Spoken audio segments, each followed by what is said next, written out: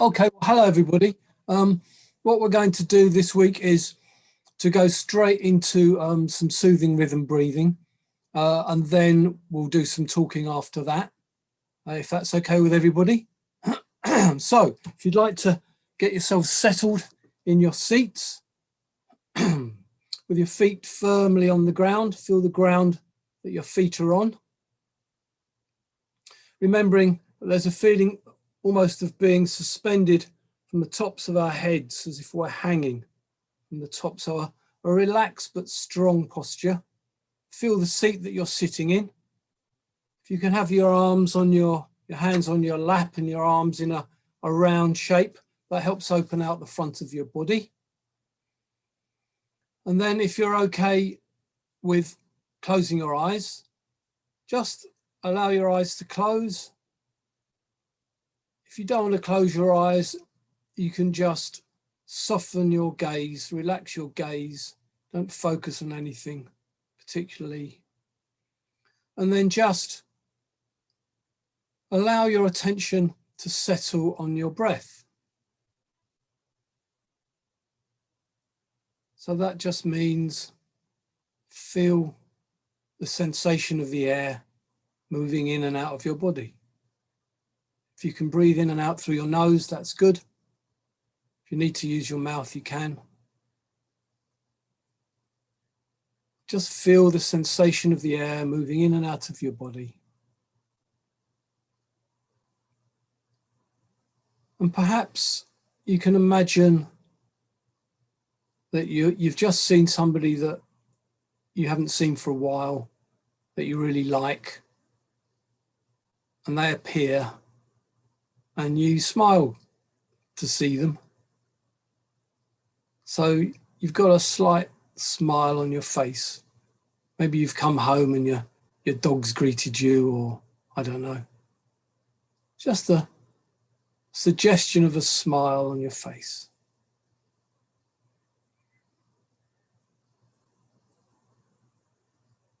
And then as you breathe out, you can say to yourself, mind slowing down.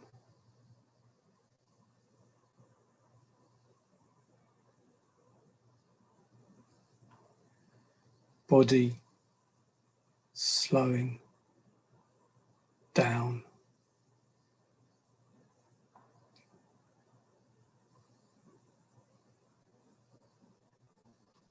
Feel the sensation of the air as it moves in and out of your body. Feel your feet on the ground. Feel your body in the seat.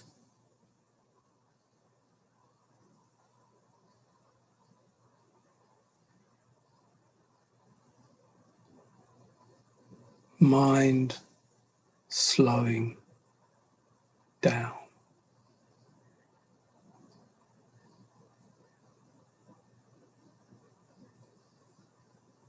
Body slowing down.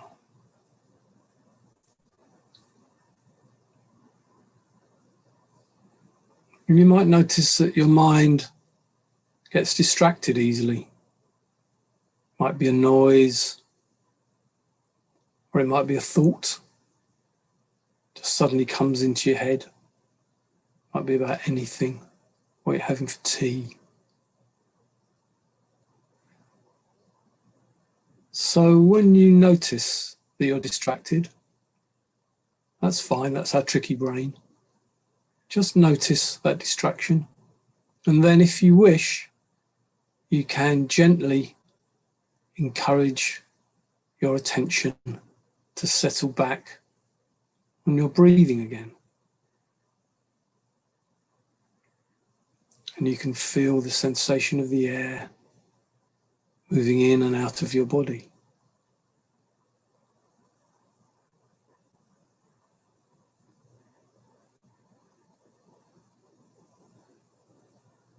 You can, if you wish, repeat yourself. Mind slowing down.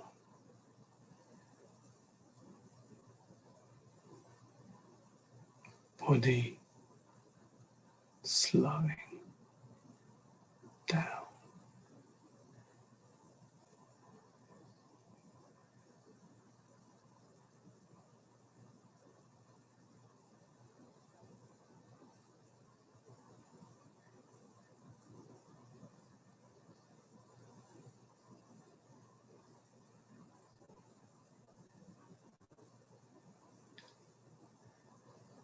And then take a nice deep breath in and breathe out and open your eyes.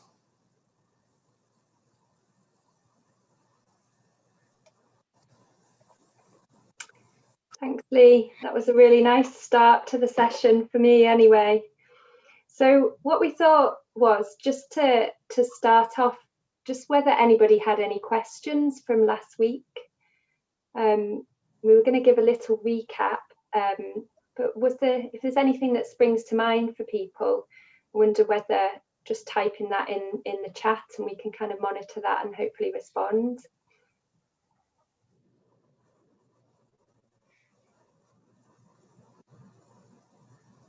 Okay, I'm going to share my screen and hopefully just give a little recap of last week. So we're on to session 2 and session 1 recap. So we spoke a bit about why we need compassion, the fact that life is really quite hard for all of us as human beings.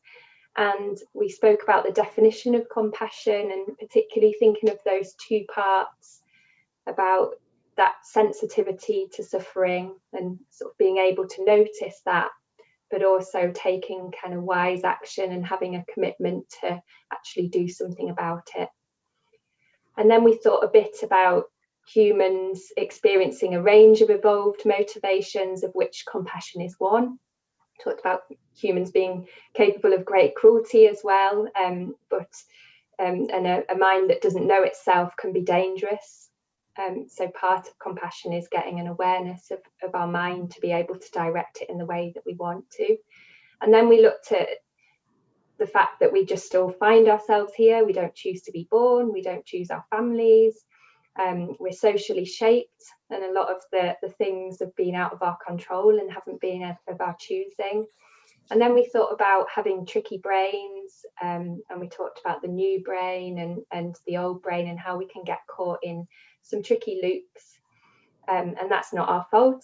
This brain of ours evolved thousands, millions of years ago, and we've not always got much control over it. And then we hinted at having 2 types of nervous system, that we've got our rest and digest nervous system, but also our kind of fight or flight nervous system, and thought about how soothing rhythm breathing can help stimulate our rest and digest nervous system, and that can be the starting point to help us get our frontal lobes, our thinking brain online, and it can be the starting point for compassion.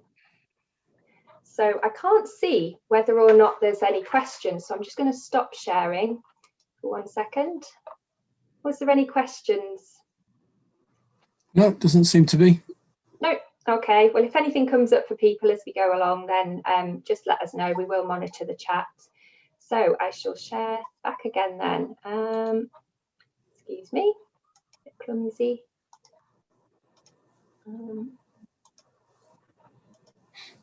Okay, so this is what we're going to talk about this week.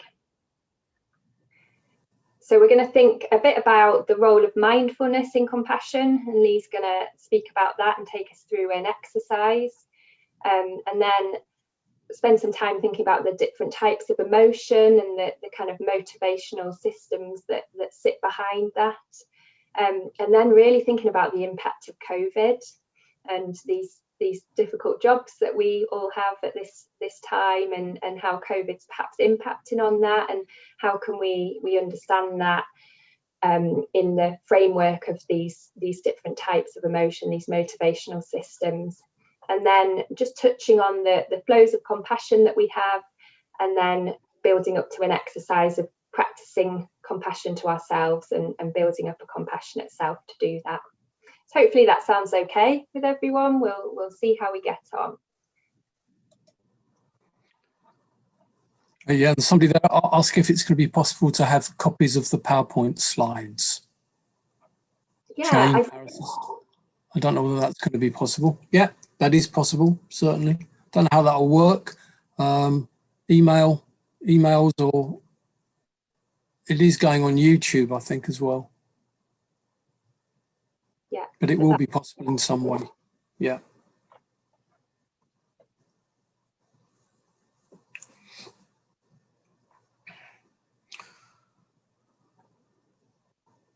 So where are we? So are you going to share your screen again?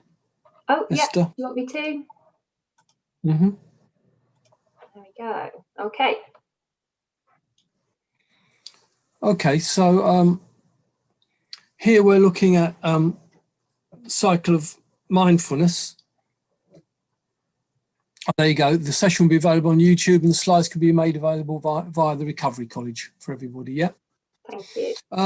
So what this is about is we're learning about how we direct our attention, and that we can learn to direct our attention compassionately. That we're all vulnerable to our threat-based systems. We're going to talk a bit more about these three systems later. And we're vulnerable to that part of our threat-based system, our old brain, if you like, grabbing hold of our attention and leading us down, getting us caught in loops that aren't really helpful. And it can lead to all sorts of difficulties in dealing with our emotions. And it can lead us to be very self-critical as well. I think it's also about our most important relationship is our relationship with ourselves. And so it's beginning to look at that relationship, to investigate how the mind works, how our brain works, and how our relationship with ourselves works. And mindfulness also, this cycle of mindfulness is about knowing what we're experiencing at the moment of us experiencing it. So paying attention to what is actually happening and what we are experiencing. So that's about being curious about this tricky brain that we've got, to be interested. So learning about this about directing our attention, we learn that we can consciously direct it. And we're going to do an exercise in a minute that shows us that. And it's like our attention it's like a spotlight. So when a spotlight in a darkened room, if the spotlight shines on something, the spotlight isn't the thing that it shines on.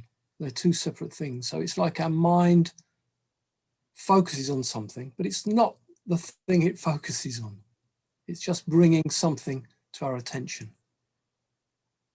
So we are not necessarily our thoughts and our feelings. They're important information about how we are in the world, but they are not us.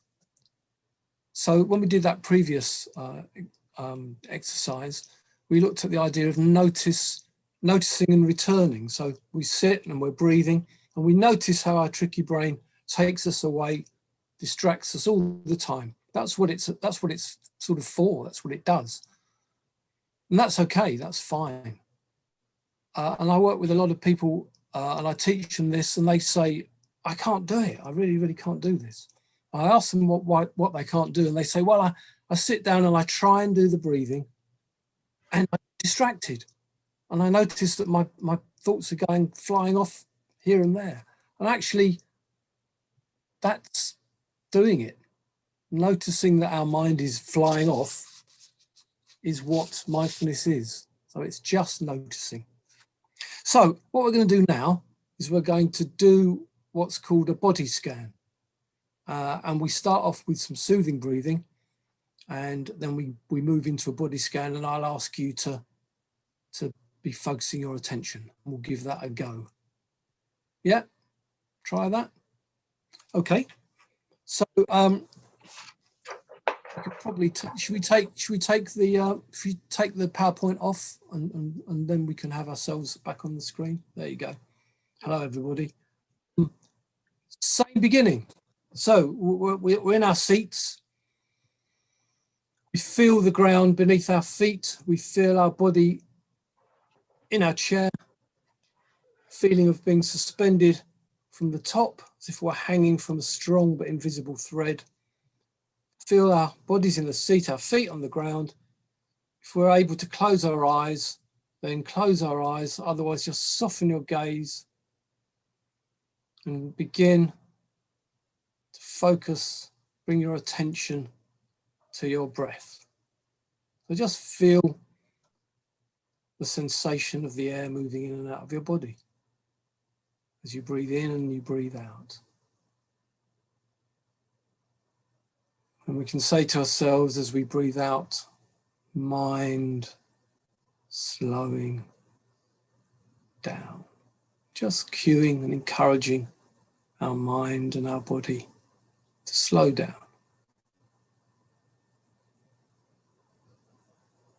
Body slowing down.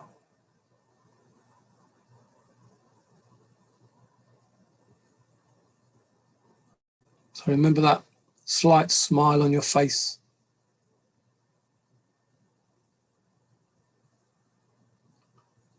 Remember, if you get distracted, that's fine, that's your tricky brain. Just notice it, and then if you wish, gently encourage your attention to come back to your breathing.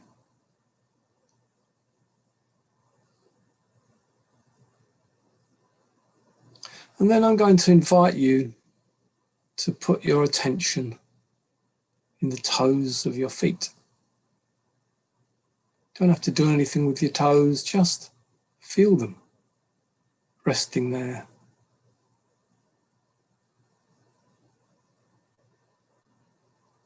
How about the soles of your feet?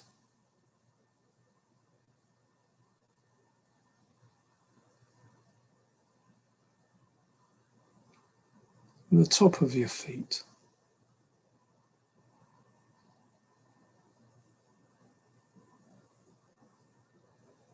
The heel of your feet.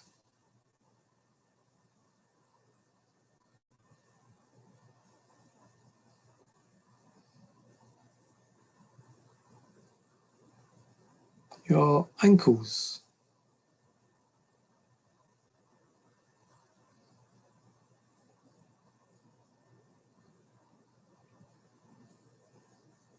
And your lower legs, shins, calves, the muscles, bone. What can you feel there?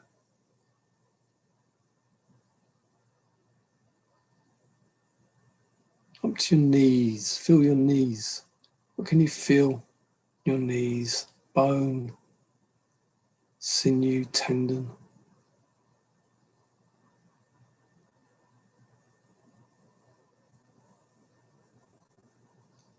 And then your upper legs, your thighs, from your knees up to your hips, large muscles in your body. What can you feel there? Can you feel them resting on the seat? Do you feel any tension? Do you feel any muscles that are tense? If you do, you can always breathe into those muscles. And as you breathe out, you can breathe out any tension.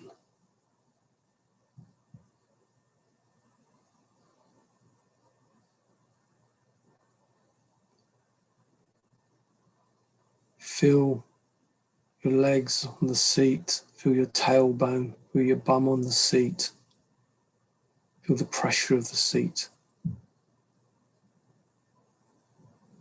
Feel your lower spine, your tailbone, bottom of your back.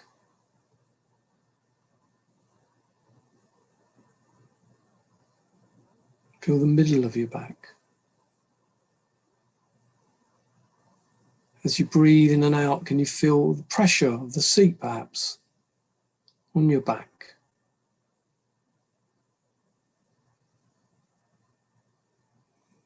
Your upper back, up to your shoulders. Perhaps as you breathe in and out, you can feel your shoulders slightly moving up and down.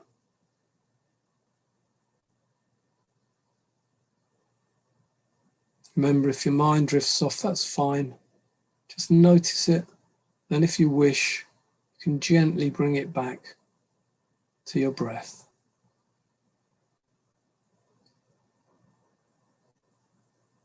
And then I'd invite you to put your attention in the tips of your fingers, very tips of your fingers and your thumbs. Imagine the blood flowing all the way from your heart to the tips of your fingers and thumbs. Feel the blood flowing all the way from your heart to the tips of your fingers and your thumbs.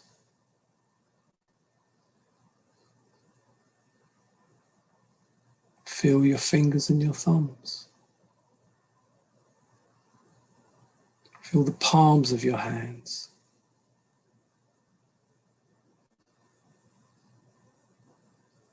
Feel the backs of your hands.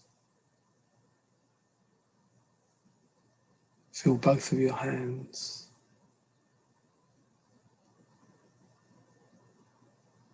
Feel your wrists. Feel the blood flowing on its way from your heart to the tips of your fingers and your thumbs, flowing through your wrists.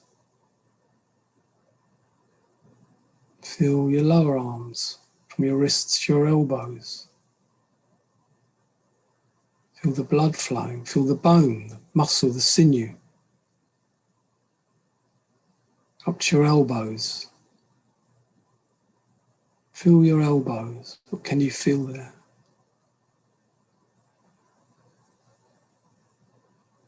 Your upper arms, from your elbows to your shoulders. And as you breathe in and out, perhaps you can feel your shoulders moving slightly up and down.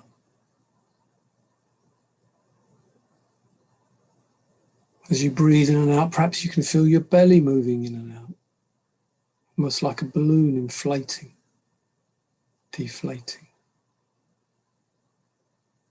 Feel your rib cage. Feel your chest moving up and down. Feel your lungs filling and emptying as you breathe in and out. Feel the air as it moves past your throat on its way to and from your lungs. Feel your throat, your neck.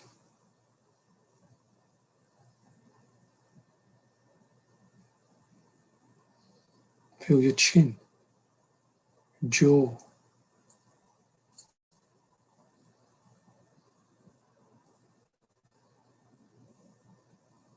Feel your lips resting gently together. Behind your lips, your teeth, your gums, the roof of your mouth, your tongue just resting in your mouth.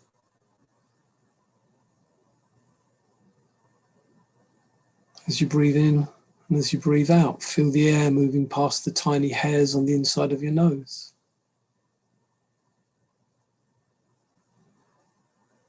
Perhaps you can feel the air is slightly cooler as you breathe it in, slightly warmer as you breathe it out. Feel your cheeks, your ears,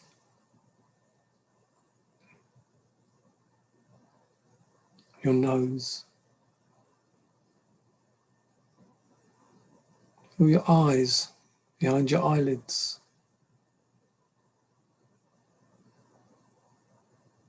your eyebrows, forehead.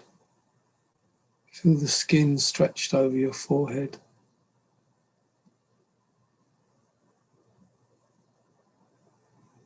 Feel the skin as it goes up towards the top of your head, across your skull, right up to the top, to the very crown of your head.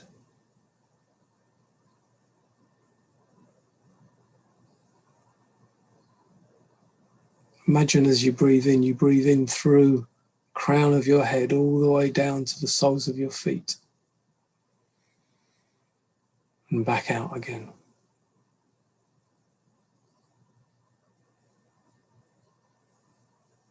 And you are a body breathing.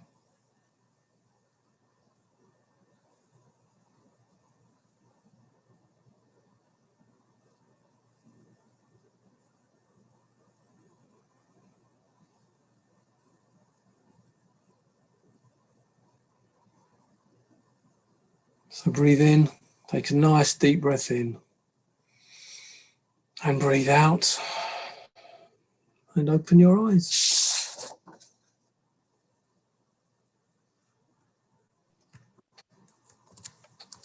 Thanks, Lee. It's amazing how much there is to notice, isn't there? That we just go round our day not thinking about any of this stuff, and then when we start paying attention to it, there's so much to notice. So sort of building on that, with compassion being all about having a mindful awareness of ourselves, our bodies, but also our emotions and our motivations. I'm just going to introduce a model of emotions that some people, motivational systems that some people might already be familiar with. So to do that, I need to share my screen with you again. Okay. So this is the compassion focused therapy 3 circles model, and I'm going to talk about each in a little bit more detail, but essentially we've got our threat system, which is all about seeking safety, our drive system, which is all about gaining resources, and our soothing system, which is about feeling safe. So I'm going to go through each in a bit more detail, but before I do that, I just wanted to read a quote. So this is originally Vincent van Gogh said this, or Van Gogh, however you say it, but it's written in the Compassionate Mind workbook, which I think Lee and I mentioned last time, by Chris Irons and Elaine Beaumont, which is a really helpful tool. So it says, let's not forget that the little emotions are the great captains of our lives, and we obey them without even realizing it. So such powerful things that essentially have evolved and have particular purposes to guide our behaviour, and we often don't give this much thought or reflection. So I'm going to start with the threat system. So the threat system, as I said, is all about trying to keep yourself safe. So it's designed to help us avoid danger or to help us fight when we need to, but trying to all the time come to no harm. It's all about staying alive, which always makes me want to kind of do that. And it's specifically thinking about the key emotions associated with it are about anger, anxiety, and disgust, which I'm going to talk a bit more about. But essentially, each of these systems really motivates our emotions, but also it guides our attention, the things that we might pay attention to, and it guides our behaviour, our kind of thought processes, sometimes without us really realising it. So just thinking about anger, this guy's look really angry there. Anger has a real evolutionary purpose for us. So if I went home today and my neighbour or I looked out the window and my neighbour had moved the fence a metre and taken a metre of my garden, if I didn't get angry about it, what's probably going to happen tomorrow? They may well take another metre of my garden. So anger helps us defend the things that are important to us. It's really important in keeping us safe. Even the threat of anger can help other people not take advantage of it. So massively important.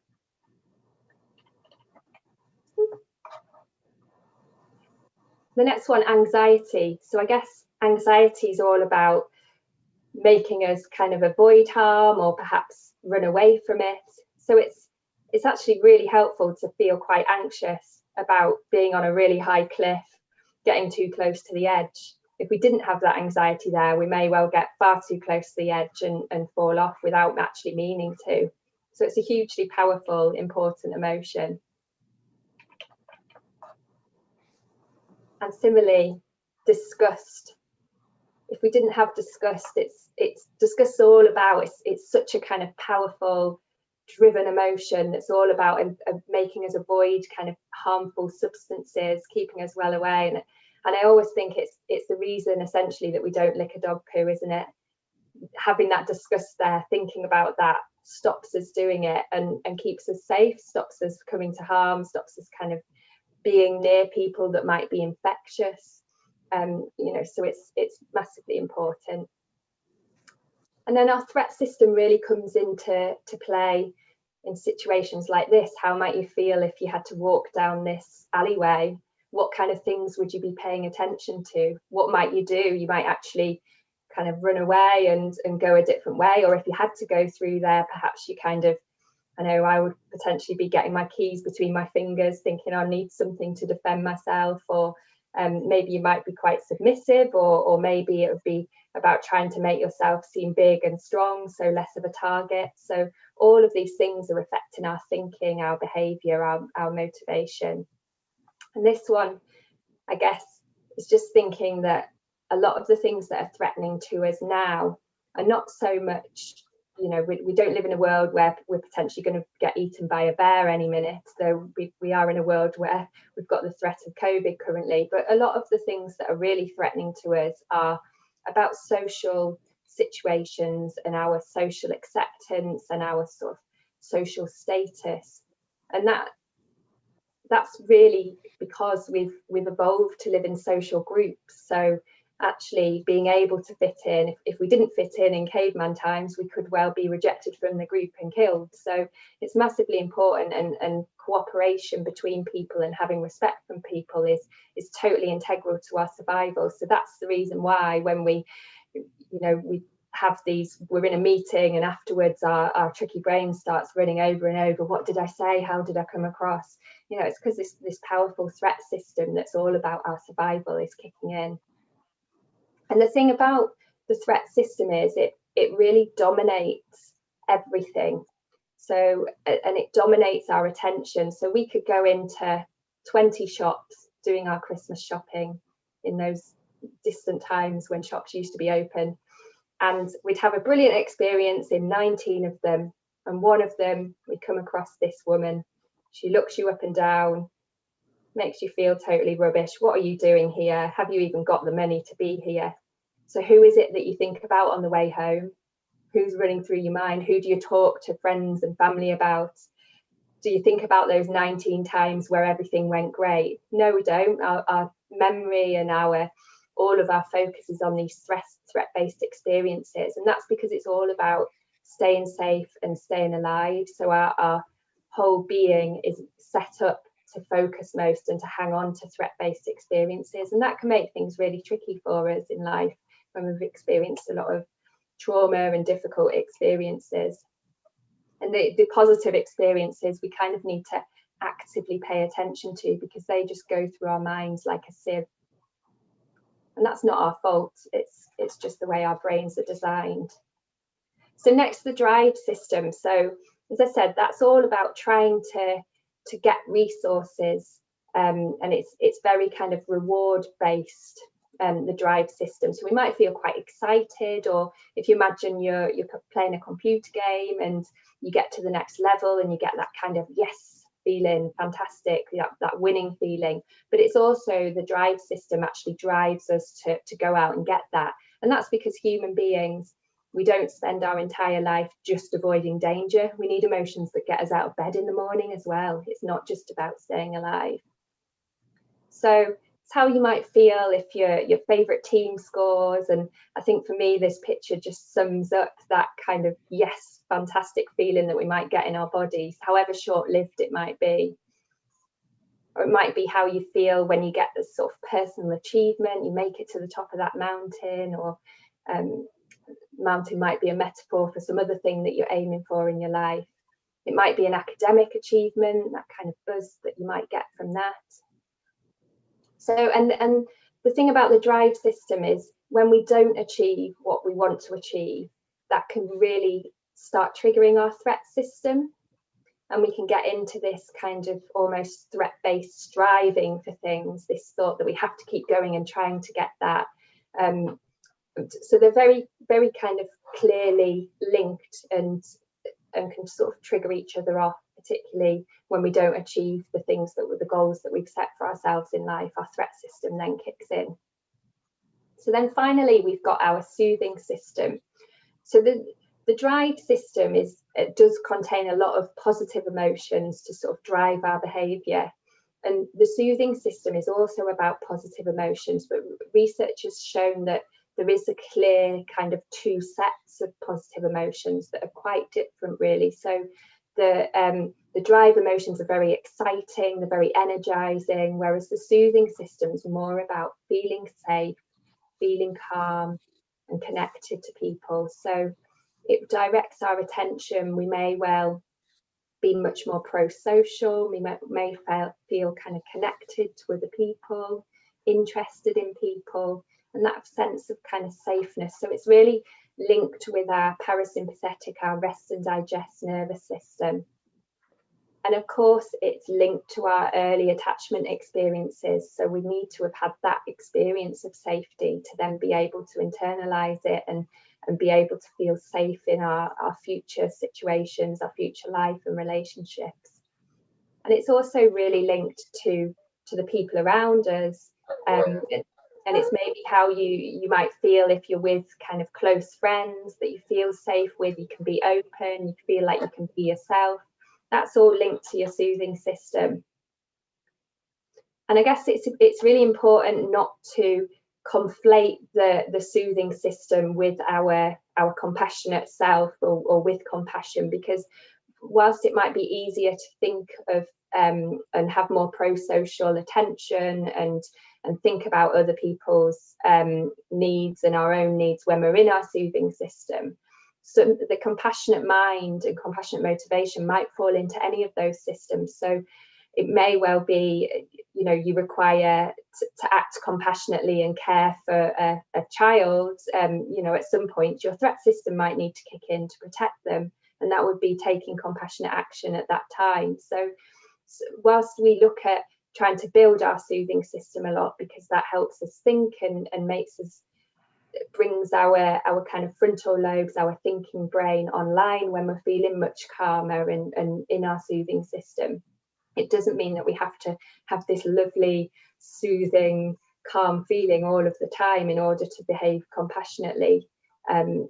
It's that can aid us, but it's remember, compassion's a motivation. It's not just a feeling. It's not about feeling lovely and warm and kind towards people. It might be for sometimes, but sometimes, you know, how do you stay compassionate to somebody that you don't really like, and but you can still have that compassionate care and attention.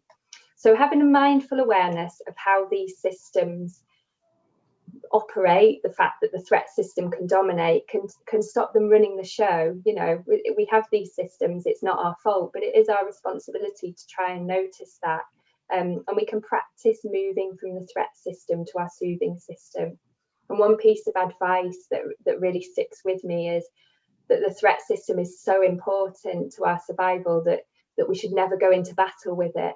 You know, if we or people we're working with have lots of threat-based thoughts, that people out to get you or people thinking bad of you, sometimes reasoning with that can be helpful, but we also need to build up this soothing system to help us feel calmer in the first place, because the threat system will always keep drawing our attention back.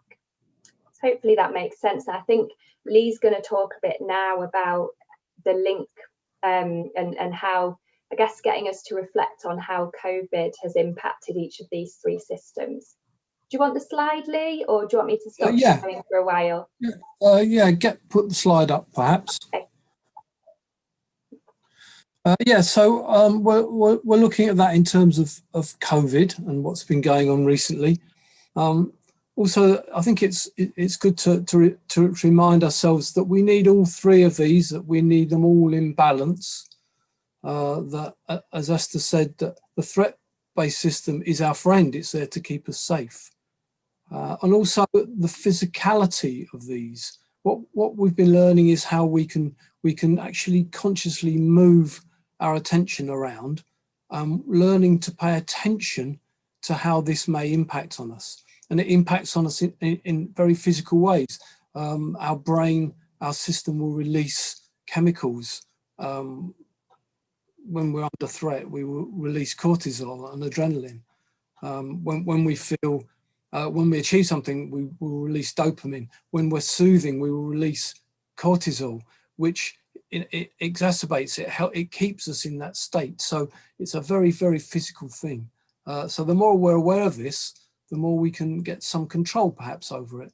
and learn to be skillful into how we give energy to which of these systems. So thinking about this in terms of what's been going on in over the last year, has anybody perhaps if we take the slide off, then if anybody's got any questions or any comments they want to make, has anybody got any comments or observations about themselves in relation to those three circles and emotional regulation systems? Has anybody been aware of how this may have impacted on them and how they may have, some of these systems may have dominated in the last year?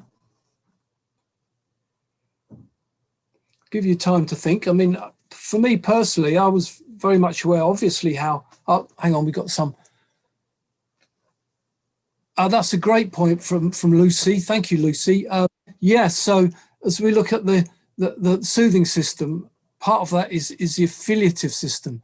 We soothe ourselves by being part of something, by connecting to people. As Esther talked about, it's to do with attachment relationships. So the child feels anxiety, it will turn to its primary carer for reassurance, for a safe base, for a safe haven.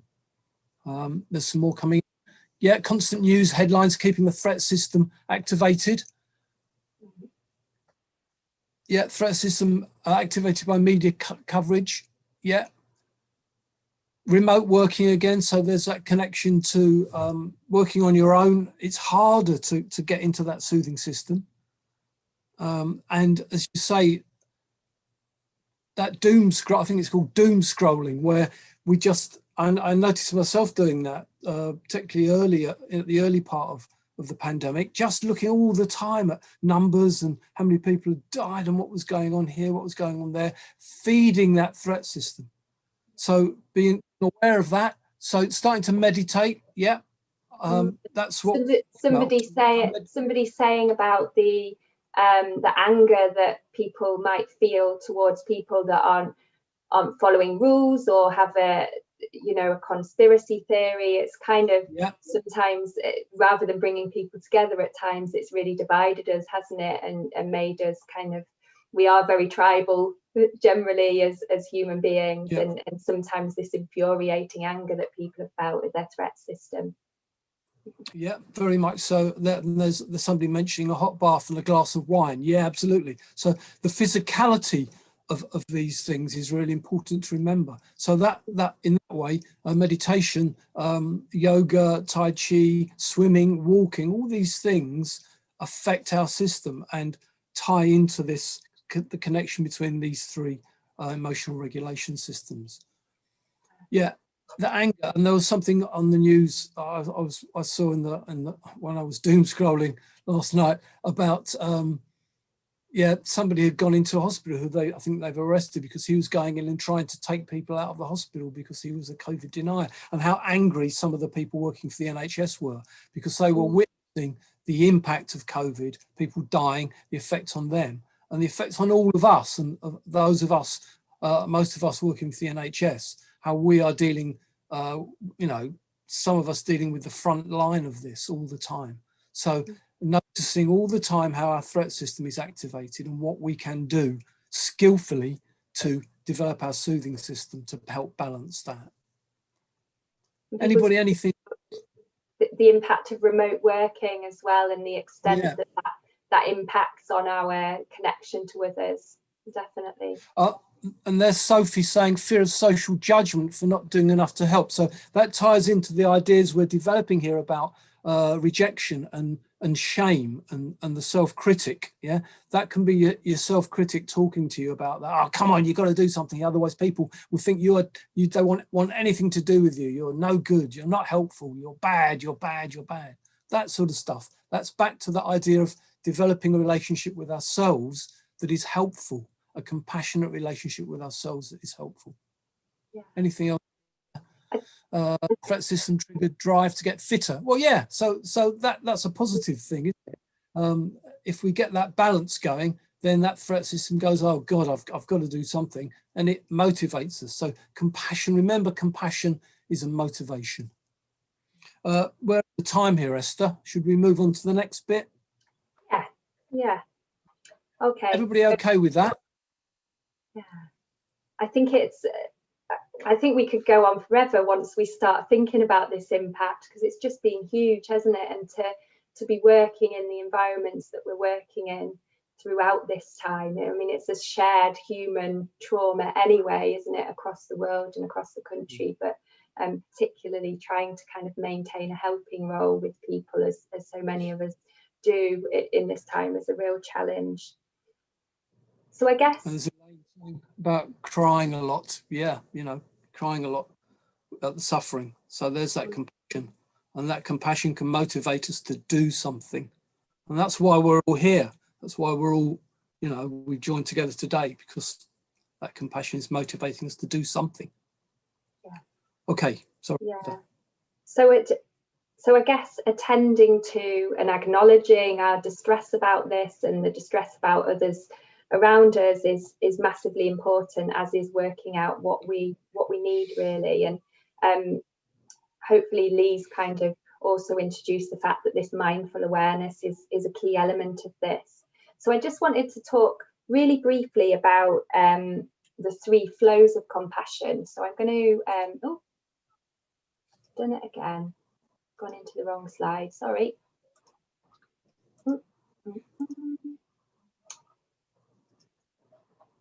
One of these days I'll get slightly less clumsy at this. So we just kind of summarize this, the contributions on a slide. I don't think anyone's mentioned the impact of PPE and mask wearing, but that's certainly something that came into our minds when we were going at, and how that can interfere with our communication and our connection with people, that helps us feel safe socially. But people have mentioned the sort of usual soothing activities, and then all of the threat system seems massive here, but sometimes it's given us more space or energy for learning, being at home more.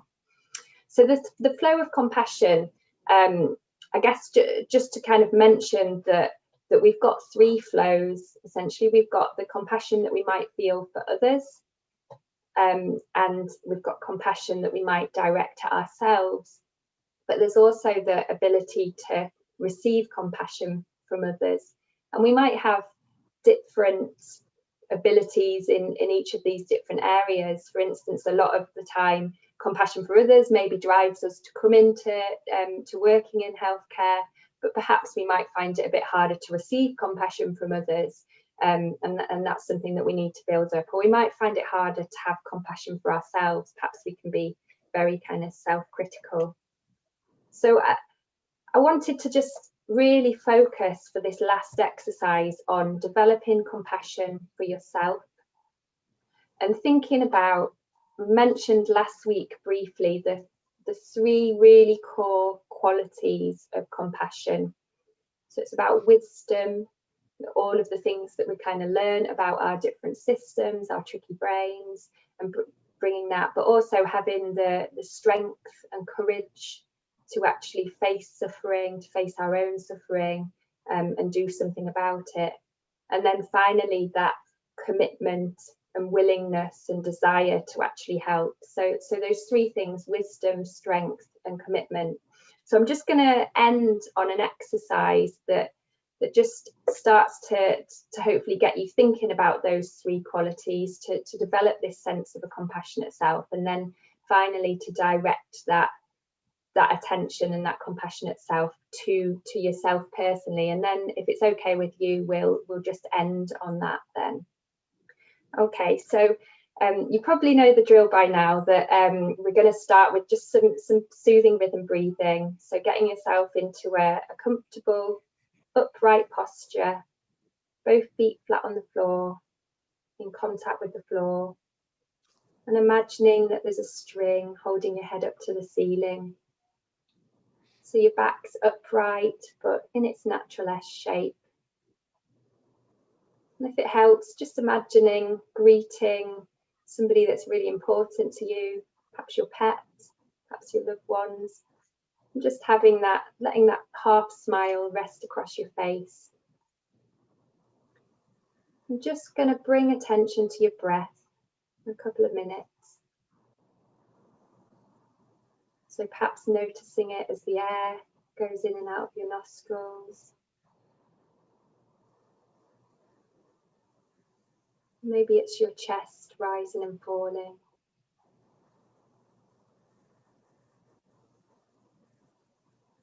Maybe even noticing your breath in the back of your body, your rib cage expanding and contracting.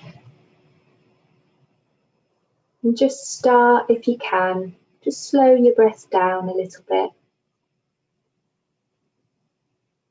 Just trying to find a rhythm that's comfortable for you. It's not forced. Just getting a sense of slowing down.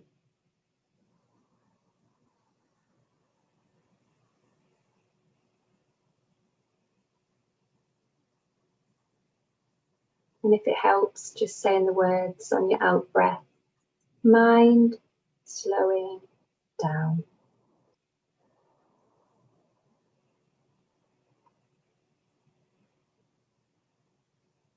And again on your out breath, body slowing down.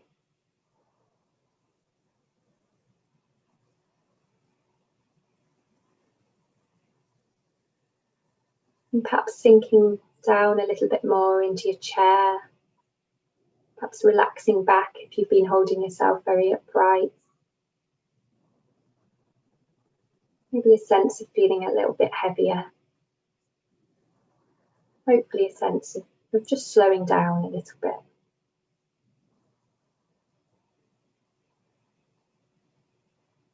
And then if you can just try and hold in mind this value, this quality of wisdom.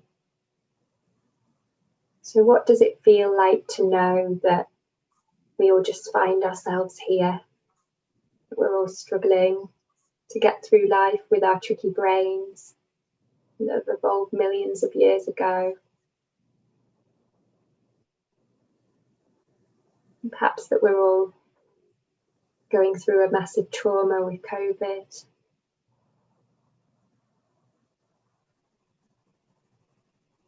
And focus on how it feels like to kind of look out from your own eyes and know this, notice this in the world.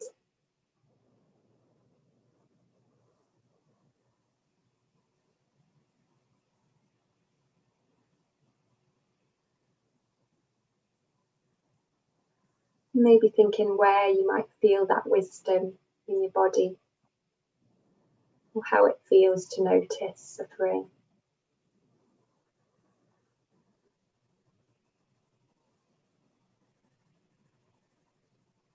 And then bringing to mind this quality of strength and courage. And just thinking about where you feel that in your body. How do you hold yourself when you feel strong and courageous? And how does that feel?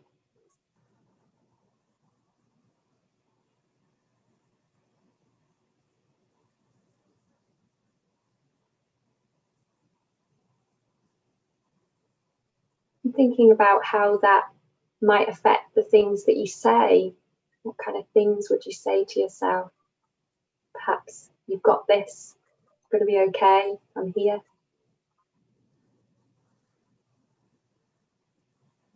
And how does it affect your voice tone?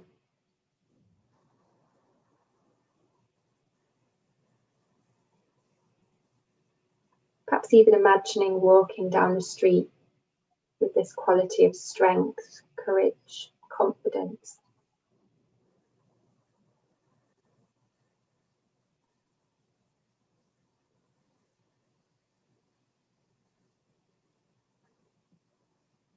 And then trying to connect with this final quality of having this deep commitment to be able to notice and tolerate your distress, and to be able to take wise action to do something about it. So how does it feel in your body to make that commitment, to have that motivation to care deeply?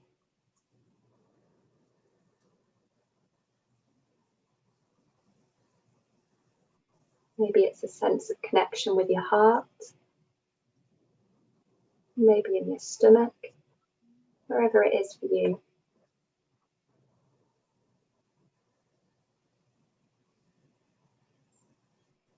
And just notice what it feels like to look out of the eyes, your own eyes, and really feel that sense of commitment.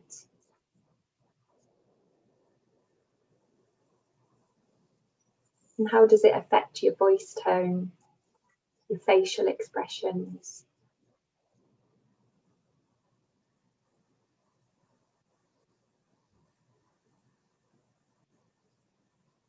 And how does it affect the things that you might say?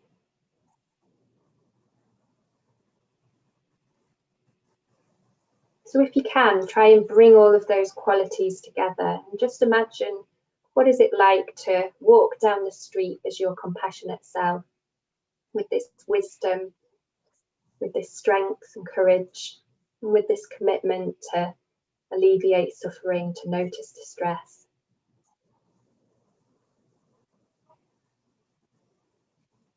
And then if you can, just imagine seeing in front of you your usual self, yourself that goes about your day. And just imagine feeling this compassion or having this compassionate motivation towards yourself, noticing the stress and difficulties that you might be under, having the strength and courage to tolerate that. Maybe just saying to yourself in your mind, from your compassionate self to the self in front of you, may you be well.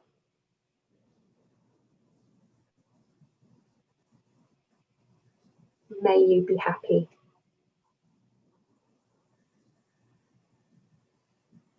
May you be able to tolerate the suffering that you have in life.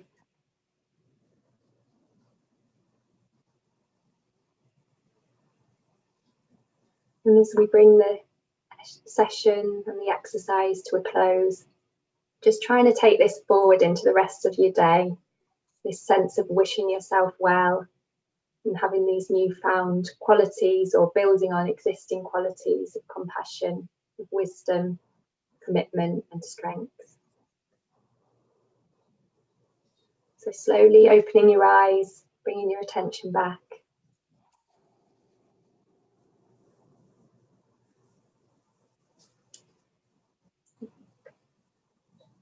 Okay. Thanks very much for joining us. Hope that we might see some people next week, and thanks very much for your contributions. Bye everyone. Bye bye.